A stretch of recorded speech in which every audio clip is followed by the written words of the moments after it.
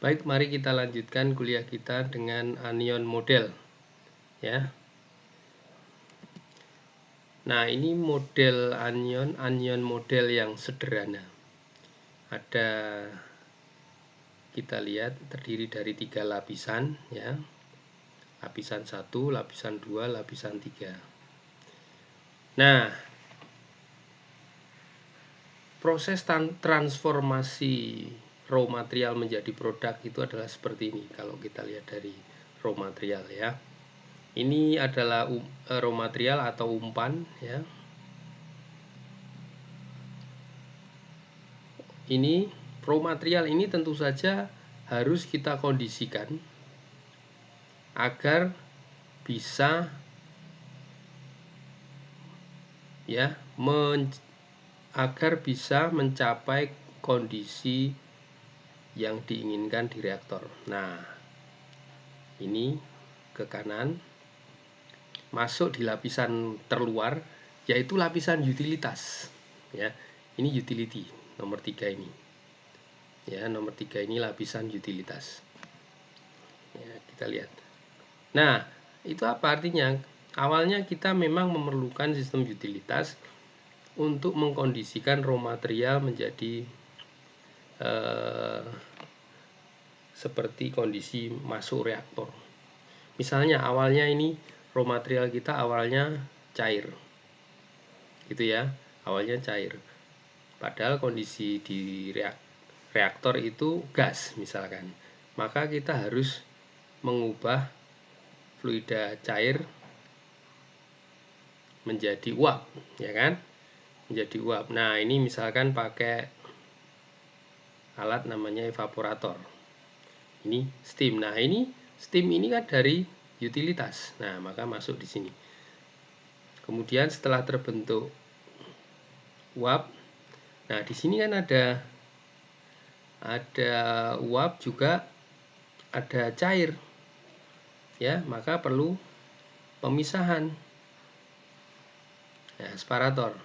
Nah, ini masuklah ke yang kedua. Nah, yang kedua ini operasi, unit operasi ya. Ini operasi ya, yang lapisan yang kedua. Nah, setelah terbentuk uap, mungkin suhunya kurang ya, ada heat exchanger lagi ya, baru kemudian sampai ke reaktor. Nah, reaktor itu ya, seperti itu. Nah, ini produk bawah separator ini di recycle lagi ke sini, campurkan dengan fresh ya, ini fresh feed. Nah, seperti itu. Nah, sekarang setelah keluar reaktor, berarti ini di lapisan 1 ya. Ini di lapisan 1. Ini di lapisan yang kedua. Ini ya lapisan yang kedua ya. Dan ini lapisan yang ketiga. Nah, seperti itu. Nah, setelah keluar reaktor ya, setelah keluar reaktor ini, keluar reaktor. Nah, ini perlu pemisahan lagi ya, karena di sini di reaktor ini masih ada umpan sisa, lalu produk ya. Produk mungkin bisa ada byproduct atau produk samping yang lain, tapi di sini saya tulis saja produk gitu ya. Nah, kemudian ini perlu pemisahan, masuklah ke lapisan kedua lagi, lapisan operasi gitu ya, lapisan operasi. Nah, misalkan di sini ada operasi cooling, operasi cooling ya. Cooling itu berarti panahnya ke atas, sorry. Nah, lalu operasi pemisahan, misalnya seperti ini. Ini separator. Nah, ini misalkan kita punya produk dan ini adalah umpan ya, feed. Nah, ini kita recycle lagi ke sini, recycle lagi ke sini. Nah, inilah onion model yang sederhana. Di sini kita masuk ke lapisan 2 ya.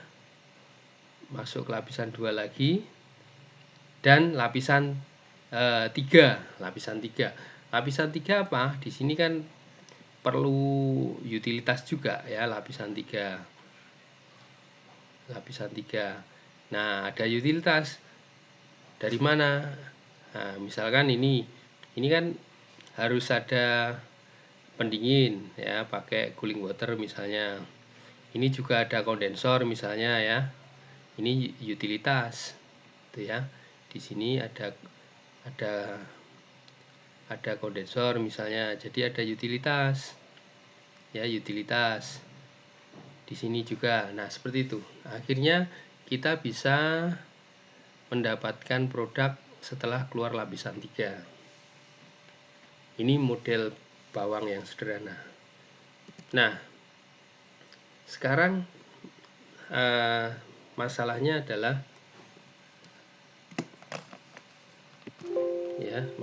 adalah dari model bawang ini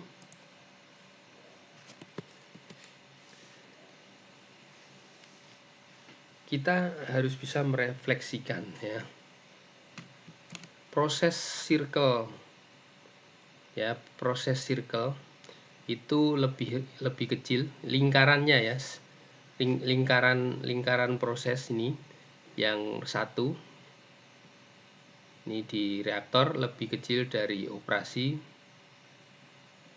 lebih kecil dari utilitas. Berarti yang terluar ini paling dalam itu reaksi, operasi, dan utilitas. Jelas kalau utilitas circle-nya besar di luar karena nanti harus bisa mensupport operasi maupun reaksi seperti itu. Kalau nomor 2 ya, sekarang nomor 2, in case jika industri itu tidak melibatkan proses atau reaksi, nah kira-kira bagaimana onion modelnya? Nah, kan ada tuh industri yang tidak melibatkan proses atau reaksi, ya kan? Ada. Bagaimana onion modelnya? Does it possible if industry with unconcentrated ya, kalau nggak simetris ya onion modelnya? Berikan beberapa contoh, cari ya.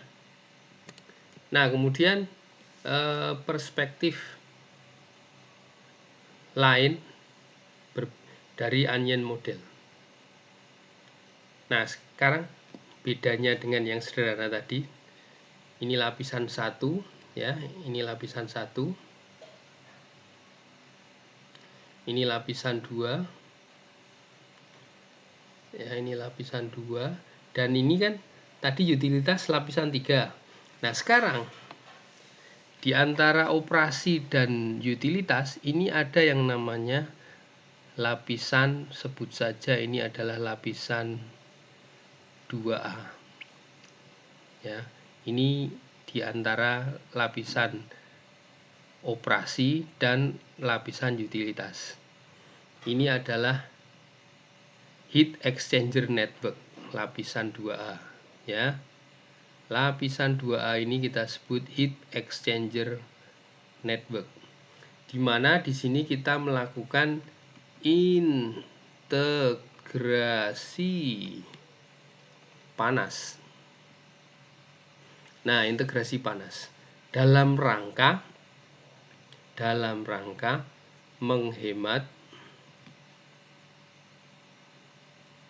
energi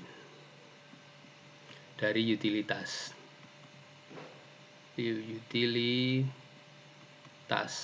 gitu ya, dalam rangka menghemat energi utilitas, maka harus ada integrasi panas ini.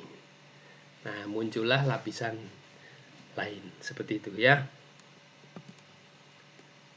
Coba kita lihat proses started with reaktor. Ini ada umpan, lalu umpan bereaksi menghasilkan produk, tetapi konversinya tidak 100% sehingga masih ada umpan sisa. Jadi produk keluar reaktor ada umpan sisa dan produk itu sendiri. Ini adalah kulit terdalam. Nah, second layer, setelah ada terbentuk produk, maka harus ada pemisahan supaya dapat produk saja ya. Nah, ini maka dilewatkan ke separator. Ini operasi ya. Ini layer 1, layer 2 operasi. Menghasilkan produk. Ini umpan. Ini recycle. Nah, seperti itu. Lalu layer yang ketiga atau yang saya tadi bilang 2A, ini adalah integrasi panas. 1, 2, 3. Nah, ini integrasi. Ada integrasi. Ini integrasi. Kalau yang ini tanpa integrasi. Ini ada integrasi. Ini kondensor utilitas, ini reboiler utilitas. Ya, integrasi sehingga kita mendapatkan produk. Lalu layer keempat utilitas. Nah, utilitas kita harus menyiapkan ini utilitas ya, menyiapkan umpan reboiler, pemanas di reboiler ya. Ini reboiler, ini kondensor. Kita harus menyiapkan cooling water misalnya, kita harus menyiapkan steam misalnya ya, seperti itu. Ini berarti lapisan 1, 2, 3, 4 utilitas ya. Nah, kalau kita lihat utility system ini, utility system ini biasanya sangat diperlukan untuk menyediakan air ya, sebagai air proses atau air industri ya. Lalu steam, misalkan media pemanas lain, misalkan deuterium. Lalu juga listrik ya, atau power. Nah, ini contoh gambar utilitas untuk menyediakan steam, dan juga ini selain steam menghasilkan power. Nah, steam ini kalau Anda lihat ini ada 3 tingkat nih, ada high pressure, medium pressure, dan low pressure. Karena mungkin kebutuhan di proses itu ada proses A, B, C, itu kebutuhan steamnya itu berbeda-beda. Ada yang steam tekanan tinggi, medium, rendah. Nah, di sini ada turbin ya. Nah, ini high, medium, dan low. Nah, seperti itu ya, high, medium, dan low. Nah, tentu saja untuk membangkitkan steam harus ada boiler, di mana boiler ini perlu energi.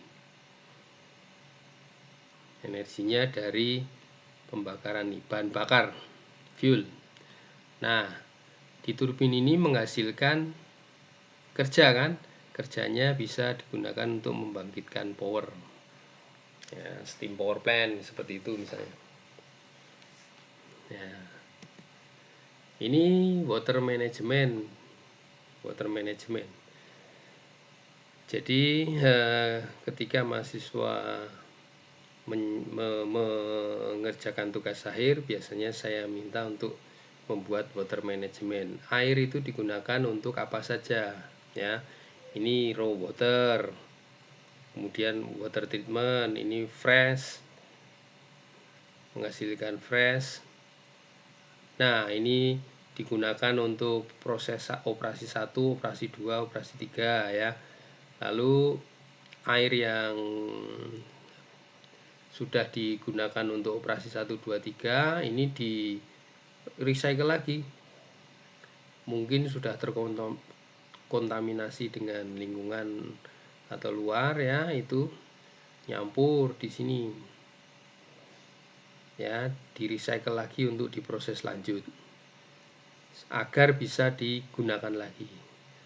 Nah, selain untuk air ya, air operasi, ada juga yang digunakan untuk umpan boiler sehingga menghasilkan steam ya, menghasilkan steam.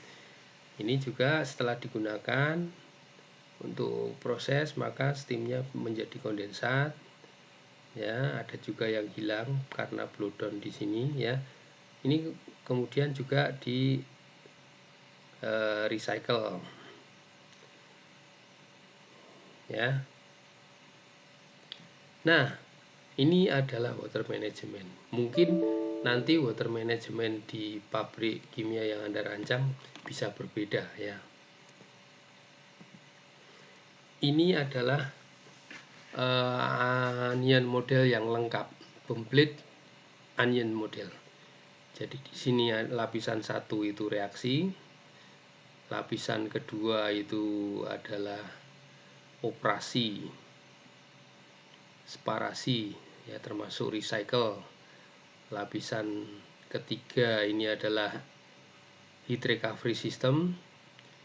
Lalu lapisan keempat ini adalah heating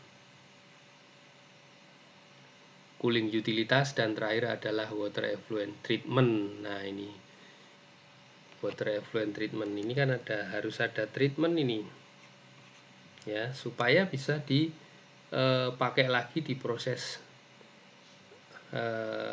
pabrik atau di operasi pabrik ini ya. Di sini ya, harus bisa dipakai lagi seperti itu.